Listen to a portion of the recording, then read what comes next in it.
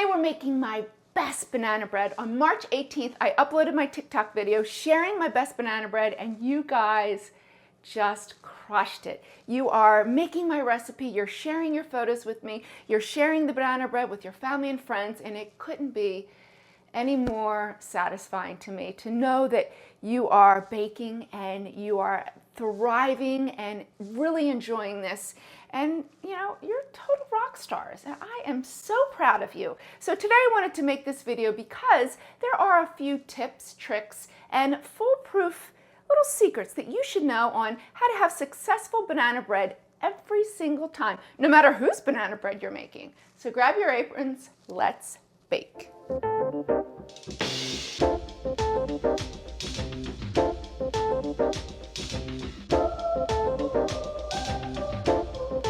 Hey guys, what is up? So first to get started, our first ingredient is our flour. So you're going to use all-purpose flour. You want 1.5 cups, but how you measure your flour will make or break your recipe in anything across the board. I cannot stress it enough, and I stress it all the time, but it really will just set you up for success. So watch carefully.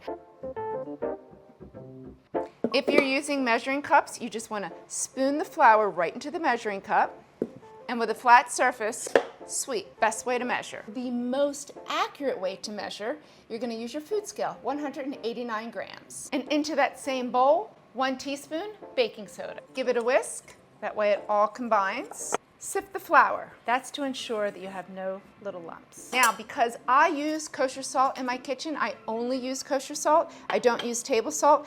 When we go to sift, it's not going to fit through the sifter, so I actually just add half a teaspoon right into the bowl and then just give it a whisk.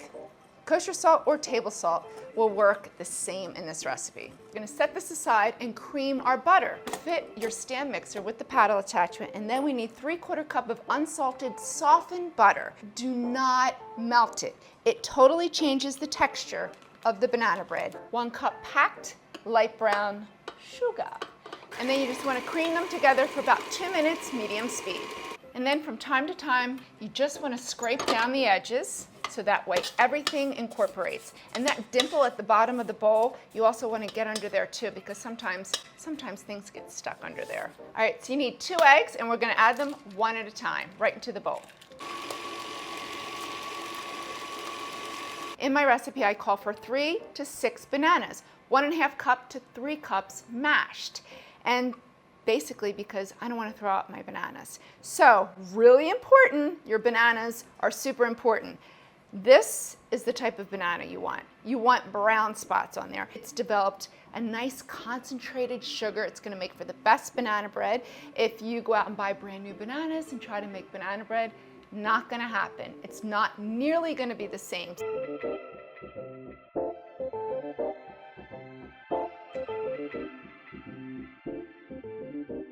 And then you just want to blend them until it's pretty smooth. Batter's going to curdle. Don't throw your way. 1 teaspoon pure vanilla extract. I just got wafted with that vanilla.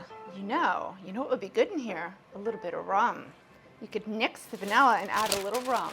All right, so here's a little chefy tip. Wax paper or parchment paper, our flour that we measured earlier. You're going to put it onto your wax paper or parchment paper in a funnel in a straight line. Pick it up and then slowly on low speed funnel in the flour. It doesn't waft all over the kitchen. It slowly incorporates, and by the time you add all your flour, you haven't overworked the bread, and it's totally mixed and comes together. That's it. At this point, you could fold in some walnuts, pecans, chocolate chips, whatever you want. And now you're just going to spray a 9x5 loaf pan with nonstick cooking spray. We've heated our oven to 350 degrees. That's another super important tip. Come here, let me show you. Invest in an oven thermometer. That's going to give you accuracy. A lot of our ovens need to be calibrated, but if you go by that oven thermometer, you'll know exactly the temperature of your oven. Take a kitchen towel, put it on your countertop, take your loaf pan and give it just a little tap. That way it gets out all the air bubbles. 45 minutes to 1 hour.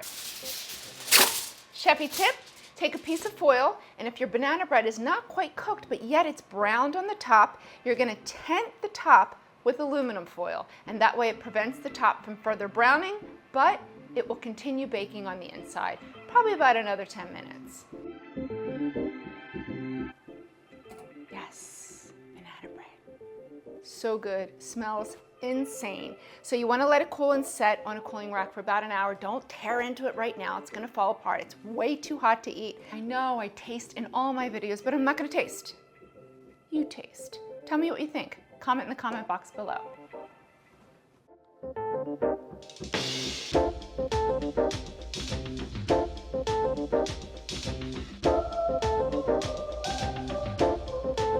And there you have it. There is nothing better than the smell of freshly baked banana bread in your kitchen. It warms everyone's hearts. And now you know, don't throw away those bananas. They're gold, and they make the best banana bread. If you like this video, you learned something, give me a thumbs up, comment in the comment box below. Be sure to subscribe. I do roll out a new homemade, made easy recipe video each week. And if you want to check out more of my other recipes, you can click this video link right here or click this one, and I'll meet you over there.